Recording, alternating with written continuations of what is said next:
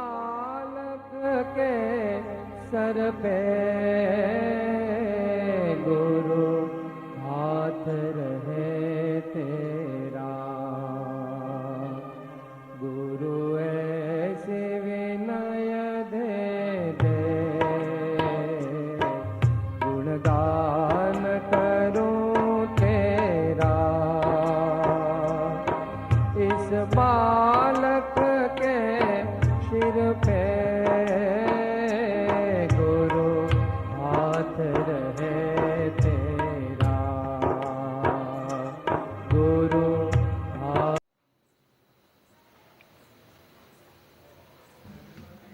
थोड़ी गुजराती की टच आएगी तो वांदा है क्या?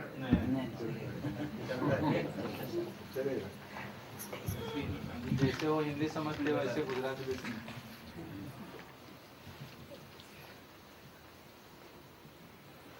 पहले अपने को तैयार कर ले, रिसेप्टिव। मन वाणु वळे सदगुरुवर थे, मन वाणु वळे सदगुरुवर थे, मन वाणु वळे सदगुरुवर थे, मन वाणु वळे सदगुरुवर थे, सदगुरुवर थे निज अनुभव थे, सदगुरुवर थे निज अनुभव थे, सदगुरुवर थे निज अनुभव थे, सदगुरुवर थे निज अनुभव थे। अभ्यास अने वैराग्य थके, अभ्यास अने वैराग्य थके, अभ्यास अने वैराग्य थके, अभ्यास अने वैराग्य थके, वैराग्य ने अभ्यास थके, वैराग्य ने अभ्यास थके, वैराग्य ने अभ्यास थके, वैराग्य ने अभ्यास थके। मन वाणु वळे सदगुरुवर थे, मन वाणु वळे सदगुरुवर थे, मन वाणु वळे सदगुरुवर थे, मन वाणु वळे सदगुरुवर थे, मन वाणु वळे सदगुरुवर थे, मन वाणु वळे सदगुरुवर थे। अज्ञानतिमिरान्धानां ज्ञानाञ्जनशलाकया चक्षुरुन्मीलितं येन तस्मै श्री गुरवे नमः। श्री परम गुरुवे नमः। परम्पराचार्य गुरुवे नमो नमः। मंगलमय मंगलकरं वीतरागविजयं नमो ताये जाते भये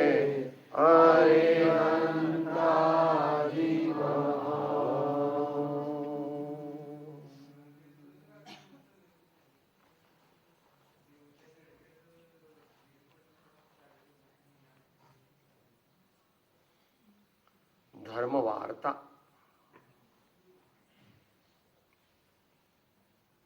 या कोई विषय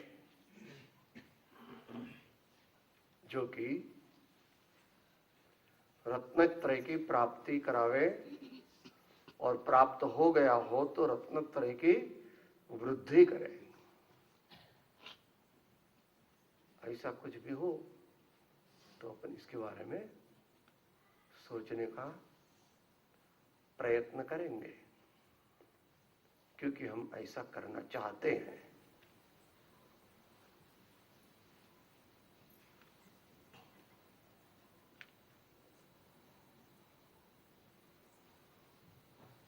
કોઈ વખત અચાનક મૃત્યુ આવી જાય, આપણી પાસે 5-10 મિનિટથી વધારે સમય ના હોય તો એ વખતે સંલેખના તો પોસિબલ નથી, તો એ વખતે શું?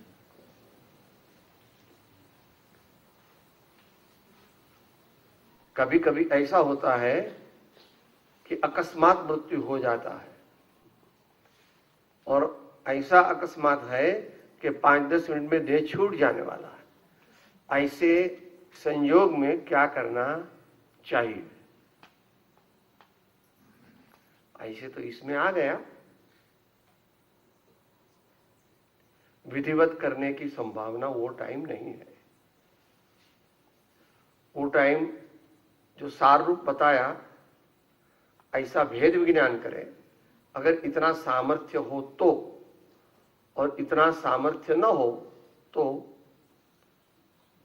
देव गुरु धर्म की स्मृति करे।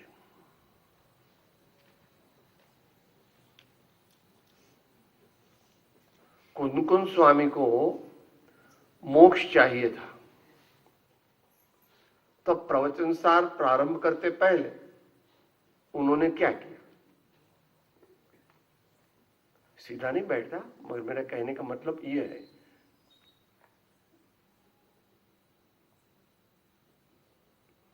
बराबर पहली 4 गाथाएं, ईशस्रासुर मनुष्येंद्र वंदितम धौतघाति कर्मवनम प्रणमामि वर्धमानम इत्यादि करके सभी भगवंतों को, गुरुओं को, आचार्य को, मुनियों को, फिर दोबारा सबको, और विहरमान वर्तमान श्री सुमंद्रादि भगवंतों को सबको नमस्कार करके 5वीं गाथा में कहते हैं, तेषाम विशुद्ध दर्शन ज्ञान प्रधान आश्रमम समासाद्य उपसंपद्ये साम्यम यतो निर्वाण संप्राप्ति। बहुत बड़े महापुरुष है।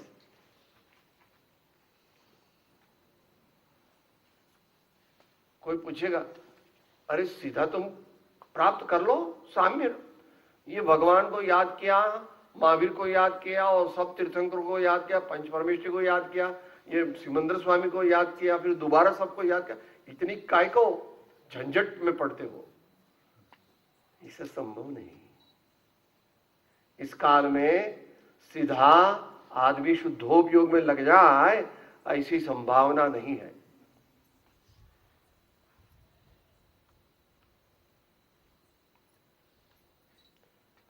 इसलिए 5वीं गाथा में कहते हैं, तेषाम, जो उनको जो ऊपर कहे उन ऐसे पंचपर विशुद्ध दर्शन ज्ञान प्रधान आश्रमम समासाद्य, उनके चरण को, उनके रत्नत्रय को की शरण लेकर के अब मैं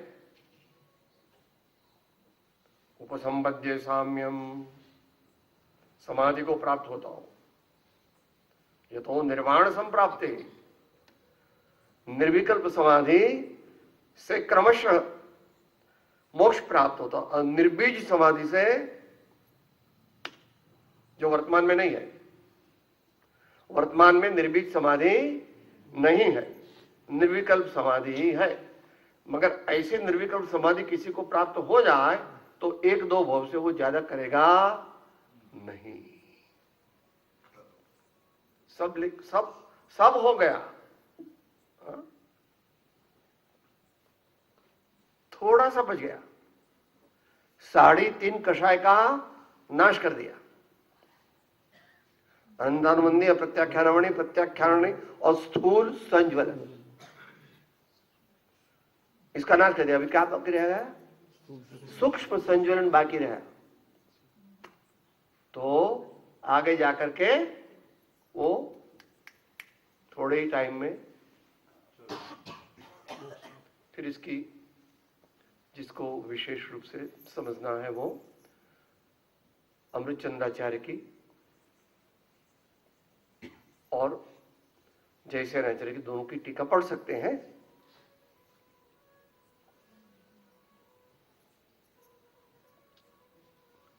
साम्य की जो व्याख्या की है, मोह क्षोभ विहीन परिणाम आत्मनो ही साम्यम।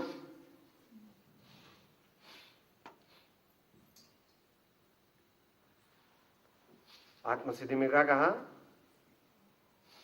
वीत्यो काल अनंत ते कर्म शुभाशुभ भाव, तेह शुभाशुभ छेदता उपजे मोक्ष स्वभाव, तेह शुभाशुभ छेदता उपजे मोक्ष स्वभाव।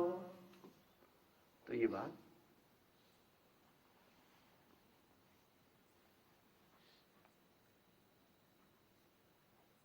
अगर जीते समय समता रखने का अभ्यास किया है, तब ही आखिर में परमात्मा याद आएंगे और इससे महापुरुष हो तो अपना नायक याद आएगा।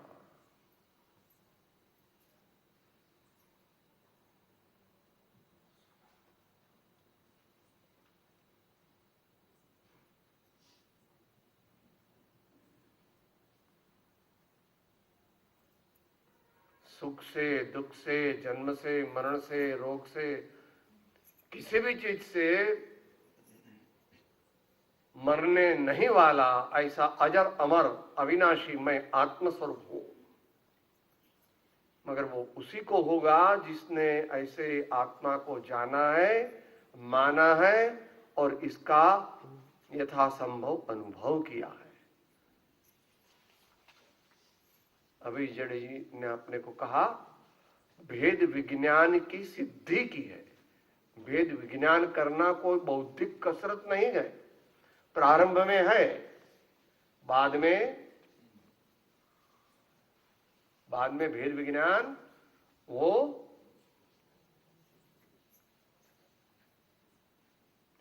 राग द्वेष आदि भावों से अपने को बचा करके समभाव में ले जाना।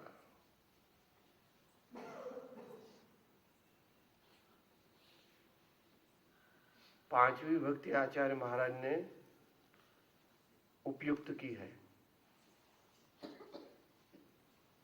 क्या कहा समय सार में? भेद विज्ञान ने ना, ऐसा नहीं कहा है। बराबर है यहां पर जो भेद विज्ञान ने नहीं कहा। भेद विज्ञानतः सिद्धा सिद्धा ये किल केचन अस्य एव अभावतः बद्धा बद्धा ये किल केचन। जब ऐसा हो गया कि तुरंत मर जाने वाले हैं तो क्या करना? हम सबके लिए इतनी ताकत है कि पंच परमेष्टि का पहले शरण लेना और फिर और ज्यादा शक्ति अगर है, क्योंकि पंच परमेष्टि ये कह ले कि हमको याद मत करो, अपने को याद करो। जिसमें हम दिखते हैं, आंख बंद है तो भी भगवान दिखते हैं, तो भगवान को याद करते हैं तो भगवान कहते हैं हमें याद मत करो अभी। जिसमें हम दिखाई पड़ते हैं बंद आंख से, उसकी शरण ग्रहण करो, उसका श्रद्धान करो, उसमें स्थिरता करो, उसी की शरण लो। तो दोनों का समन्वय आ गया। सामान्य हम लोग की शक्ति है, इसलिए पहले पंच परमेष्टि को याद करके उनकी शरण लेंगे, और अगर ज्यादा शक्ति है तो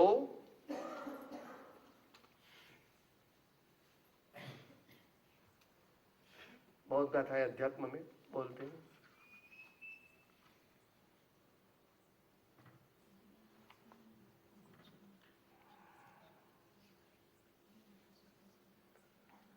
एको में शाश्वतो आत्मा ज्ञान दर्शन लक्षणों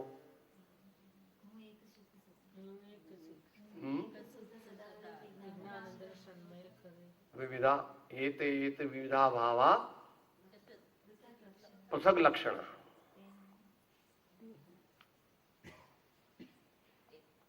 अहमेक खलु शुद्धो दर्शन ज्ञान में सदा रूपी नाप्यस्ति मम किंचिदप्यन्यत परमाणु मात्रमपि इत्यादि गाथाएं आचार्य भगवान ने कही है।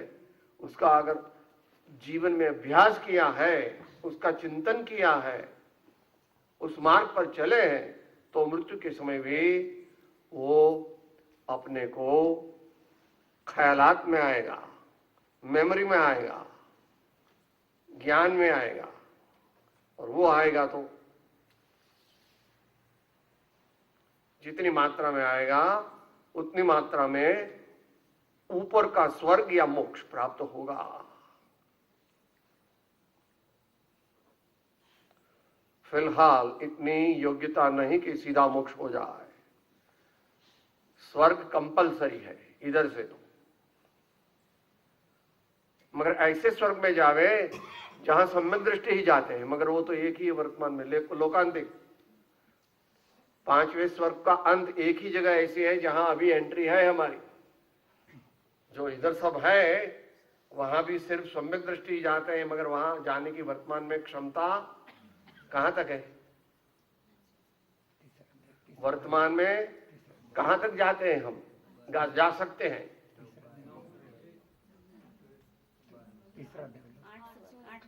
8वें स्वर्ग तक जा सकते हैं।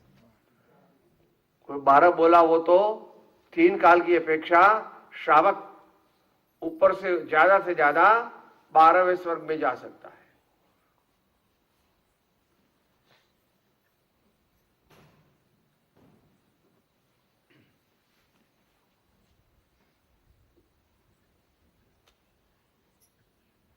बोलने की ताकत है तो बोलना, नहीं तो याद करना पंच परमेष्टि को।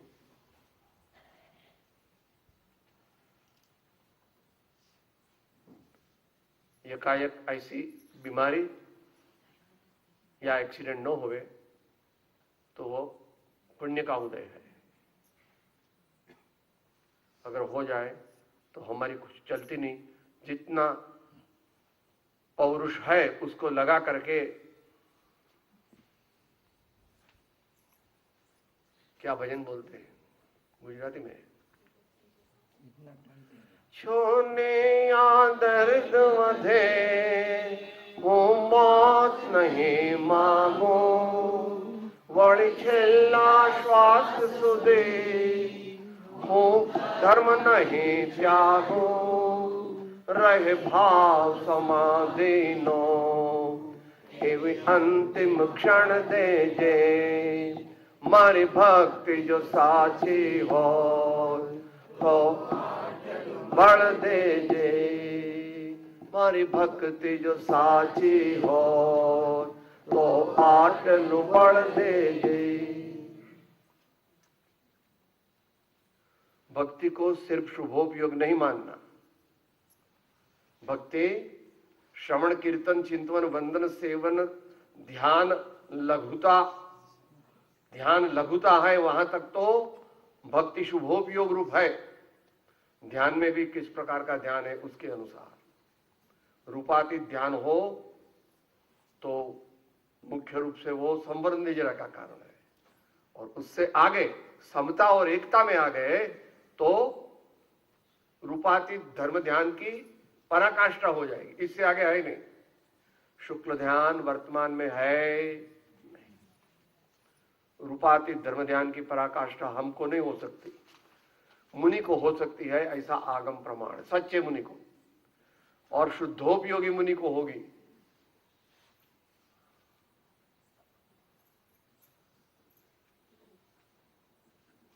पंच परम गुरु का शरण हो या शुद्ध चैतन्य निज शुद्ध चैतन्य का शरण हो, वो तो बहुत टाइम आगे अभ्यास किया हो तो हो सकता है, नहीं तो बूम लगाते रहते बचाओ बचाओ मर गया मर गया।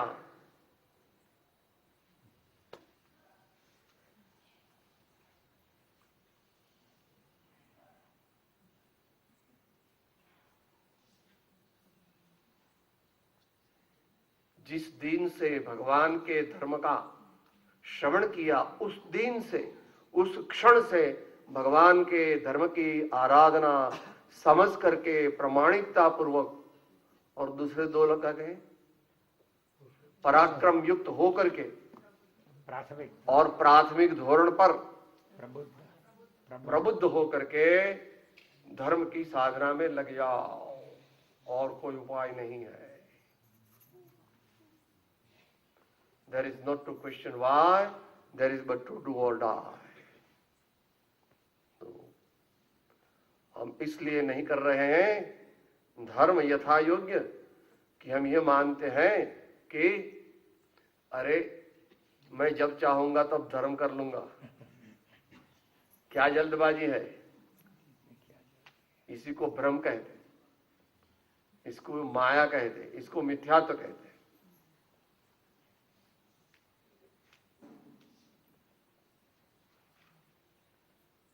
तो राजचंद्र जी यही कहते हैं रे आत्म तारो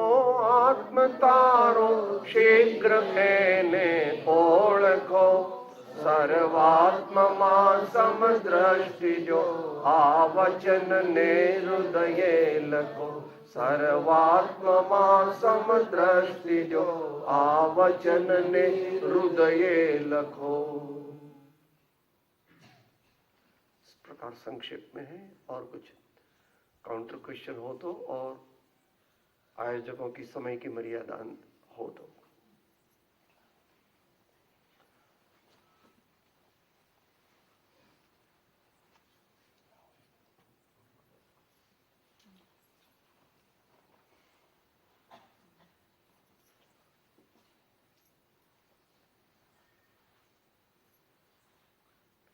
इसमें भगवान ने जवाब तो दिया, बोधि समाधि परिणाम शुद्धि स्वात्मोपलब्धि शिव सौख्य सिद्धि।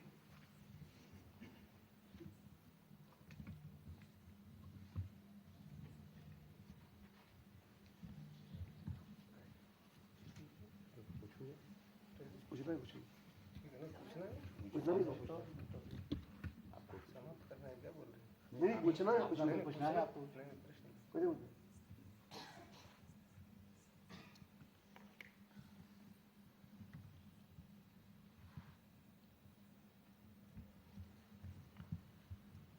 शास्त्र बहुत है, गहन है। 1, 2, 5, 10 जन्म में भी हम सब शास्त्र नहीं पढ़ सकते हैं। इसलिए आत्मज्ञानी और आत्म समाधि के स्वामी ऐसे सत्पुरुष को, सद्गुरु को की शरण लेकर के प्रयोजनभूत तत्व जान करके प्रयोग चालू कर देना, प्रयोग चालू कर देना। बाकी तो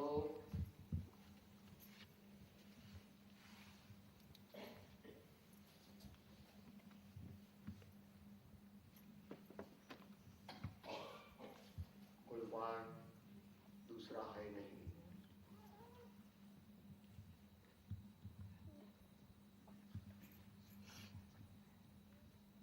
बोले पंचमंगल बोले क्या बोलते हैं?